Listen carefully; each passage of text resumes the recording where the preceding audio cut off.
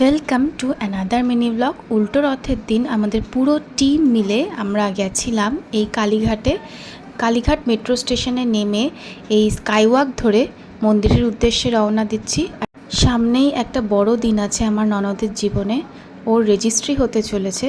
তো তাই জন্য তার আগে মায়ের আশীর্বাদ নিতেই আমরা সপরিবারে আর পুরো টিম মিলে, বন্ধুবান্ধব, ফ্যামিলি সবাই মিলে বেরিয়ে পড়েছি কালীঘাট মন্দিরের উদ্দেশ্যে। স্কাইওয়াকটা এত সুন্দর, আর এখানে দেখুন পুরো ইতিহাসটা লেখা আছে মায়ের, যে কিভাবে এই সতীপীঠটা গঠন হয়েছে, কিভাবে পাওয়া গেছে সব। দক্ষিণেশ্বরের স্কাইওয়াক অনেকবারই গেছি, কিন্তু কালীঘাটে স্কাইওয়াকটা এই প্রথমবার আমি যাচ্ছি। এই যে মন্দিরে চলেও এসেছি, মন্দিরের ভিতরে তো ফোন অ্যালাউ নেই, তো সেটা তুলতে পারিনি। তো চত্বরটাই যা ঘুরিয়ে দেখিয়ে দিচ্ছি, অনেক চেঞ্জ হয়ে গেছে। আগে যখন এসেছিলাম অনেক বহু বছর আগে, তার তুলনায় মন্দির এখন অন্যরকম হয়ে গেছে। এবার পুজো টুজো দেওয়ার পরে বাইরে একটু আরতি করে নিচ্ছি। আর এই যে বলি ঘর, তারপরে মন্দিরে পুজো টুজো দিয়ে বেরিয়ে আমরা যাচ্ছিলাম নকুলেশ্বর শিব মন্দিরের উদ্দেশ্যে।